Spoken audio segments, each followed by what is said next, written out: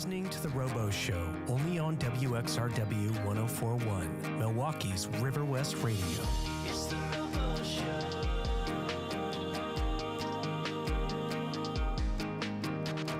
It's the Rowbo Show. Hey, welcome to the Rowbo Show. I'm your host, Mark Rowbottom. We're on WXRW FM 104.1. River West Radio in River West, Milwaukee. And today we are meeting a promise that we made last week to talk about the evolution of vinyl and CDs and how they've traded places in the marketplace in terms of popularity over the years. But I'm also going to talk about production in the music industry and how you no longer need $1 million studio to make a hit record. You don't need a major label to build an audience.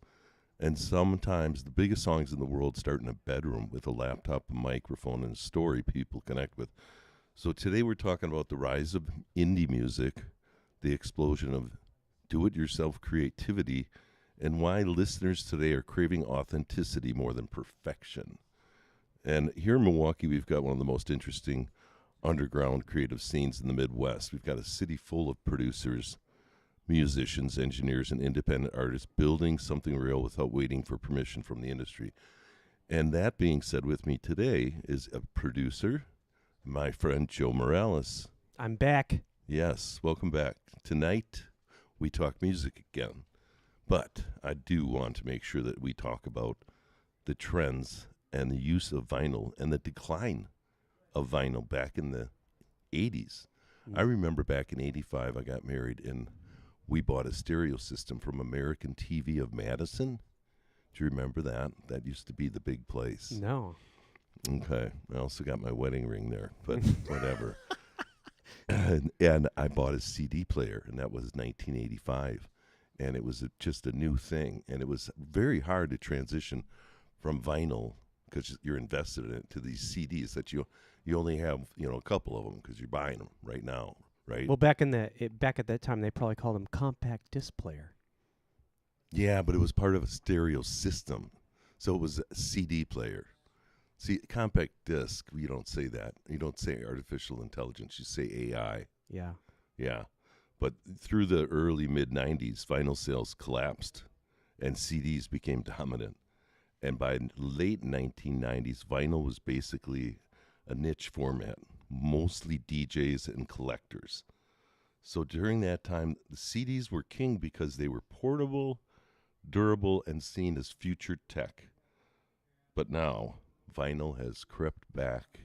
In 2022, vinyl records surpassed CDs in numbers of sales. Does that surprise you? It does, but not really. I mean, I feel like CDs got gutted with streaming, and vinyls are popular because it's a very tangible thing where you have to sit and experience an album. Yeah, and vinyl is still collectible too. So it's interesting.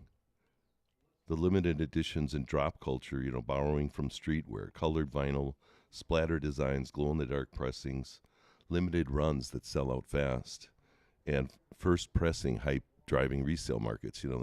The tricky, create urgency to make the sale happen. The next 30 callers only. Yeah. Yeah. So, do you remember your first vinyl album you ever bought? My first vinyl album, it would have been a 45. Those Yeah. little, Oh yeah. Yeah. Oh, yeah. Yeah, I couldn't afford an album. Yeah.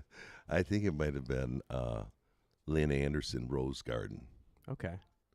I never promised you a rose garden. Oh, keep going. Don't stop there. That's that. So as far as the vinyl goes, surprisingly, Gen Z is a major driver. Many vinyl buyers don't even own traditional stereo systems. Turntables are often aesthetic lifestyle purchases. Mm-hmm. Have you seen that? Oh yeah. Yeah. Yeah, it's they're great for parties because I don't know. There's just something about when you're hanging out with friends and somebody gets to go and select out the next album. Yeah. And so you just thumb through and, oh, you have this one? Oh, my God. Let's sit there and listen to it. And so everyone's having drinks and Yeah. you're actually forced to listen through the playlist versus skipping around. And Yeah, it's know. more it's more like merchandise than music distribution. mm-hmm. Yeah, you actually have a product here. Yeah. So it's interesting. I don't think vinyl came back to replace CDs or streaming, but they're definitely going to come. I think the vinyls make music very physical. Well, they become a more meaningful product, like a CD. They were still cool because there were liner notes and, you would have album art and things like that. But the vinyl, you have such a bigger product. They would fold up posters and slide them in there. So you would have like a bigger piece of art that you could actually frame or do something with. And so I think that's why it feels more, I don't know, more tangible for somebody. Yeah. And I think it came back because streaming made music invisible and infinite. And vinyl makes it physical and finite, So the contrast is exactly why it's working in 2026. So, but let's talk about Milwaukee and the Milwaukee music scene a little bit. Milwaukee is some of the most underrated music ecosystems in the Midwest because of a blend of blue-collar authenticity, DIY creativity, affordable artistic spaces, which we are in today. Mm-hmm. Yeah. Strong local loyalty, which River West clearly has, and cross-genre collaboration. So why does Milwaukee produce such authentic artists, Joe? I think it's I think it's like anything. You always hear or see movies or stories or documentaries of people that grow up, and it's different than someone growing up in New York or Los Angeles or Chicago. I think when you're in a smaller town, you really have to be good at what you do. Yeah. If you're serious about what you do. Yeah. And so I think it's just one of those things where you don't have all the resources like a bigger city, like where all the entertainment industry is. And so to get there, you really have to work hard at your music and your art, your craft. And so I think people become so passionate that way, I think it's so much easier to become an artist these days. Don't you think it's much more affordable than it once was? I mean, all you have to do is type in a prompt and you're an artist, right? Yeah. Well, we talked about that last week, and it is a little bit, the artistry side of it is being lost a little bit. Yeah. Well, I mean, there's more access to creating now than there was back in the day. A kid can buy a laptop or a used laptop even, throw GarageBand on it, and if you're savvy enough, figure out how to use it and create. Yeah. Without anybody telling you what to do, you know. Well, 10 years ago, my daughter, who you haven't met, created a CD. Mm-hmm. Yeah. And, had like 50 made and sold them for $10 or something. Yeah. It kind of amazed me at the time, but not so much anymore. Yeah. Yeah. I know when I was in high school and into college, this is late 90s, we were going into the studio and we had to rehearse all of our music because we played everything live. We would do some overdubbing with guitars and things like that and some of the synths and keyboards and stuff, but for the most part, drums, bass, vocals, guitars, we do everything live. Mm-hmm. But we had to be super tight because you didn't have the luxury, because our first record we were doing on ADAT tapes, and so our ability to record wasn't onto a hard drive where we have unlimited space. You have limited space, and so you had to be good at what you do, or not. But what you would record is what you would get. Yeah. And so right. So what do you think the biggest misconception young artists have about this industry today? The biggest misconception is that it's easy to make it as an artist. Yeah. I agree. I think if you're driven and you really do have the talent, I don't think there's anything that can stop you. I feel like it's up to you as a person, as an individual, as an artist to do what it is you do. I mean, you may have a 9 to 5 job somewhere, but you're still an artist. You could call yourself an accountant, but when you go home and you turn on an amp or you start recording your songs, you're an artist. You're making, whether you're a painter or whatever, but I think that it's what drives you and brings passion to your life. Yeah. Well, let me ask you this. What do you know, or what can you talk about indie music and how that has changed? I mean, it's interesting because I feel like indie music has always just been indie music. I think there's people that become successful, like a lot of record labels that were, it was at one time all the majors, they controlled everything. And then it split off and broke down, and indie labels started sprouting because there were so many bands that were being overlooked. Yeah. And so a lot of people that were disenfranchised by the industry started creating their own way to distribute and make waves in the industry. And so I just think that it's evolving, but it's changing, but it's still the same. There's still indie artists everywhere, and I don't necessarily think it's dying out or anything like that. I think it's growing. I think I meet people all the time, even here, that are indie artists, songwriters, pop artists, things like that. Yeah. And their creativity is just, I don't know. I get really inspired by it. And I have to remember they're younger than me too, because I think the more and the longer you do it, the more you change and maybe sit back a little bit more into what you're doing and change how you do things versus when you're younger. Yeah, and originally indie meant like independent label, do-it-yourself recording, creative control, and outside mainstream corporate systems. But today, indie music often includes emotional authenticity and imperfect, which is our production, imperfect and raw production, right? Atmospheric textures, genre blending, intimate vocals, bedroom production aesthetics. I don't know that we have that here. Yeah, no. Yeah, no, not at all. Experimental songwriting and anti-polished sound, So some artists are signed to major labels, but they still sound indie. Yeah. Well, there's something about, bands, especially I think there's a difference between bands where there's multiple members that are playing their instruments versus an artist who is going in and tracking with either most of the records made with overdubbing, where you're just actually piecing together the record with programming it and doing things like that, layering things to a click track, and versus live recording. You're going to get two different sounds. Absolutely. And that's where the polished sound versus the raw sound play into it. Well, and I think that's where the imperfect and raw production, it gives it authenticity. It feels, original. I think listeners are tired of overly manufactured music. And it's also supposed to be fun. I think when you make music in the studio, it's supposed to be fun. I remember when we were doing one of our records, these guys, and this went over my head because I wasn't a guitar player, and my buddies in the band, they were like adamant on getting this certain reverb sound out of their amp.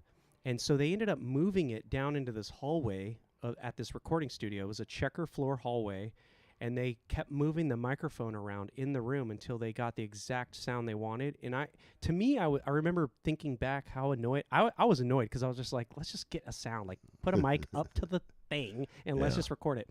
But I mean, you can do a lot of that stuff in post now, but at the time they were very adamant on catching the room of the studio we were actually recording in, because Beyonce had recorded there apparently. Yeah. But I don't know. Dealer's choice, I guess. Well, so I think indie's exploded again because, when we talked about listeners are tired of overly manufactured music and making artists, making stuff from the bedrooms or living rooms or whatever. It doesn't have to be a bedroom. I don't know why they always say bedrooms, but, can be a basement. You can, build a studio and with the right materials.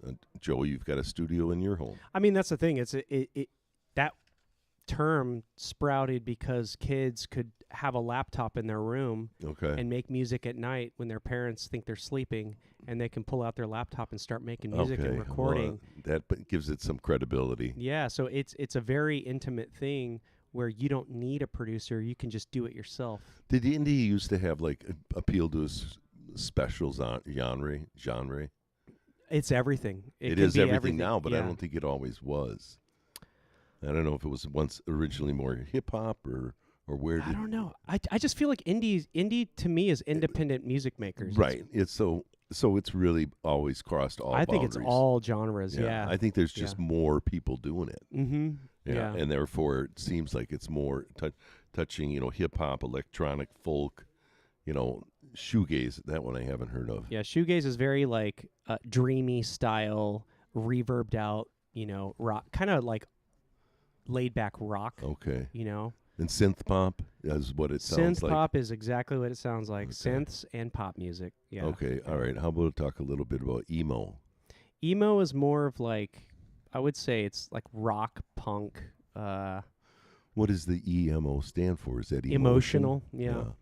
Okay. Emotional. Punk so and R&B. They don't need an explanation. like, you don't really understand me. It's that kind of. So, do you think that this is true, that younger listeners value mood more over the genre? Yeah, for sure. Okay. Yeah. Well, I would say yes you're and right. no. Well, I don't know because I like all kinds of genres. Like I don't stick to any certain genre. For instance, like metal. Like when I listen to metal music, my brain isn't necessarily thinking about the lyrics. I'm thinking about the instrumentation and how hard those guitar parts are. And when I also think about like other genres like folk, it's something that like makes me feel different. Like hardcore music versus folk music, they affect me differently and put me in a different mood. And so that would be you would fall into that mood over genre. It's like food. It's like what kind of music is like food now. Mhm. This is going to be good. Yeah, exactly. Exactly. Hey, we've got a fundraiser coming up here at WXRW. I want you to listen in, and you can get tickets by going to riverwestradio.com. Joe, tell us a little bit about this boat ride that's coming up that you were on last year. Yes. It was an awesome boat ride. You go and have cocktails, and you hang out and just mingle, and you see the sunset. Did they check your ID? I am not sure if they checked my ID. Joe's 16. I remember those days. I miss them, actually. Tickets are on sale now for River West Radio's 3rd annual Sunset Gala Cruise on Friday, May 29th. Join us for an evening of food, raffle, prizes, karaoke, and celebration on the water, and help support the future of truly local independent radio in Milwaukee. River West Radio depends on community support, and this is one of our biggest fundraisers of the year, so don't miss the boat. Get your tickets now at riverwestradio.com. Thank you, Joe. Absolutely. Speaking of getting your ID checked, I get my ID checked more now at my age than I did when I was 17. They're just trying to be nice. They're trying to. I mean, Pick and Save or a store. You're checking out, and it's like, you're self checking out, and you got some beer or wine. Yeah. And the kid can't check you out, and they got to call for an adult to come over. I'm dead serious. I get carded more now than I did when I was 17. Yeah. I wonder what that is. I still get bummed now that I used to be annoyed by it, and then the older I get, the more I miss being carded, because now I know when they're checking out my drinks or whatever, they're like, yeah, he's over that hump, and I'm just like, damn, I don't like feeling that way, but it's fine. All right, it's fine. Let's get back to the indie stuff. Okay. Can polished production kill authenticity? No. Okay. Why are listeners gravitating towards imperfect vocals and raw mixes? I think a lot of it has to do with talent. It has to do with you as a singer, being able to record like people used to do it back in the day before auto-tune and before there were a lot of like plugins where you could fix imperfect vocals. And so I think it's a level of pride, a level of just someone being real and catching. It's like when you go fishing, you don't know what fish is going to catch your hook. And so I think when you're in the studio and you catch the right melody, Yeah. maybe you change up the melody from when you were rehearsing it the whole time, and all of a sudden you sing something different. But the producer in there goes, we're keeping that take. That was like what we wanted to hear right there. Yeah. The emotion of it, if you're in a headspace, I think there's a lot that can happen when you're doing live vocals and staying raw, you know. Hey, do you think bedroom producing now is more influential than big studios? Yes. Mm-hmm. Interesting. So, would you call this a new production trend? No. I mean, more influential in like, what do you mean more influential? Like in the industry? Yeah. Overall? I don't know. It's hard to say because I feel like, you know, even today, so much music is controlled by the major labels and what people are hearing, whether it's a commercial or something placed in a film or whatever, Yeah. or what's on the radio. So that stuff is very pipelined by big money. And so I think it's like hiring someone, a top line, top of the line architect to make your house versus someone who's just low level, doesn't know what they're doing, and they're just going to design your house. You're going to want to go with the highest level. So you're getting like this incredible production. You're getting incredible lyrics. There's 10,000 people that are looking over the product before it hits your ears on the radio. So there's some level of impact, I think, that has. But the indie thing, I think it's more of a, you said it, it's like authenticity. It's somebody who doesn't have all the bells and whistles, but they have their emotion. Yeah. You know? Well, and let's talk about these artists. Do you think these indie artists can still build careers without going viral? Yes. But it is very difficult. I think a lot of that you have to be savvy by, we talked about it last week, but it's music licensing, finding outlets where you can get your music in the hands of people that can put it in places where it generates income, because legally it has to. You can't just place a song on a Google commercial and not get paid for it. They have to purchase the song, the rights to use it. Unless you negotiate, here, just use my song for free. But if it hits national TV or it's syndicated on a national level, there's money generated from that. So you get paid that way. But well, interesting. Yeah. Well, this isn't my industry, so I don't know a lot about it. So I was reading about it. And one of the things that I read about was that there's a return of guitars and live instrumentation and like nostalgic songs coming back with younger artists. Do you see that? I definitely feel like it's kind of always been a thing, though. I don't know if it's coming back, but I think it's just always been a thing where younger artists, indie artists, a lot of times they'll record covers, and get discovered through a cover song. And so it's kind of it's a way to showcase yourself and how you're different and how you reinterpret a very famous song. Yeah. Or maybe not a song that's famous at all, but just somebody else wrote it. And you bring life to it, I just want to break this down. So some of the bigger indie subgenres now are indie rock with classic guitars, live drums, emotional lyrics. So Fontaine's DC and the Beths, do they ring a bell? I've heard Fontaine's. I don't know the Beths. I've heard of the Beths, but I don't know their music. I have no idea. Beth. There's that song, Beth. So if you're listening, the Beths, please call in right now. Indie pop, melodic. Yeah. Indie pop is my favorite genre, honestly. I bet, because it's dreamy and it's synth heavy. It kind of takes a lot of the genres and puts them into this more polished, can you name a earwormy type of band that indie pop? Oh, how about Wet Leg? You're putting me on the spot. I know I am. So That's my job. By no means am I a professional music listener. I don't know. I can't think of one off the top of my head. But Magdalena Bay. See, I don't even know who that is. Yeah. Okay. Is that an AI band? I have no idea. You're supposed to be the expert here. Oh, so the bedroom pop proved expensive studios are not required anymore. No, they're not. Yeah. But you know what? It's fun as a producer myself. One thing I love doing, and I think a lot of producers and artists do this, is you can create something in your studio on your own terms. You can record it, your vocals, you get a demo vocal, whatever. You create the song, and then you can bring that song to another producer or into another studio and take all the files, open them up on somebody else's system, and then retrack things. But you can take your product, your idea, and have it blossom in another studio. If you're one of those young producers that's not very good at producing, because there's a lot. There's great songwriters that do not know how to produce. That's a misconception a lot. Is just because you're a bedroom producer, you're going to create a product that will go viral. That's not true at all.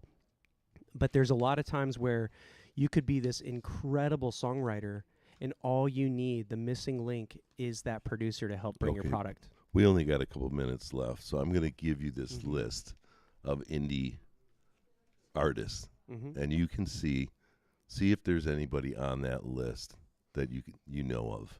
Tame Impala, great. Love that band. Geese, they're great. They sound like Radiohead, but they're great. Alex G is great. Wolf Alice, I've heard of Wolf Alice, but I've never listened to their music. Yeah.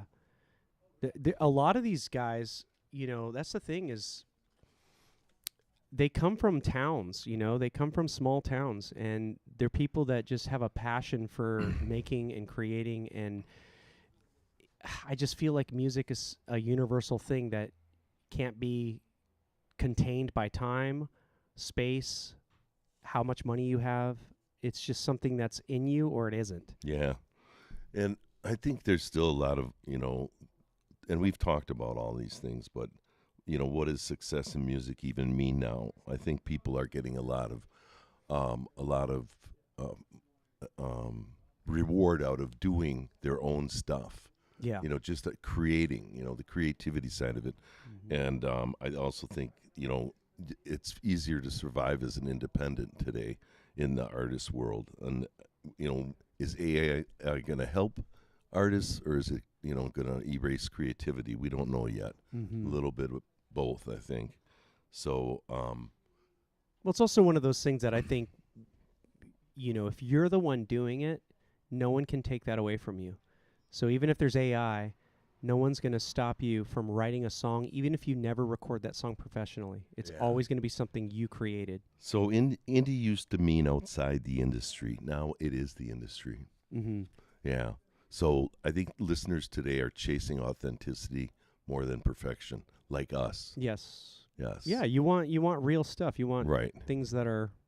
Well, and you want to be factual. You want to offer something, in the radio side. So technology made music easier to create, but it's harder to stand out, I think.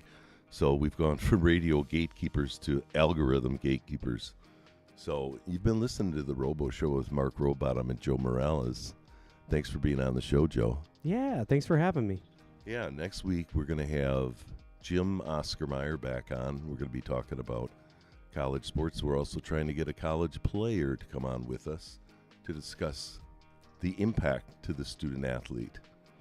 Brought to you by the Rowbo Show. Yeah, we're also going to do one on the Vince Lombardi Golf Foundation and golf tournament that's coming up in June 5th. Get your boat Wisconsin Country Club. And the boat, get your boat tickets. You've been listening to Mark Rowbottom. This is the Rowbo Show on WXRW FM 104.1, River West Radio, Milwaukee,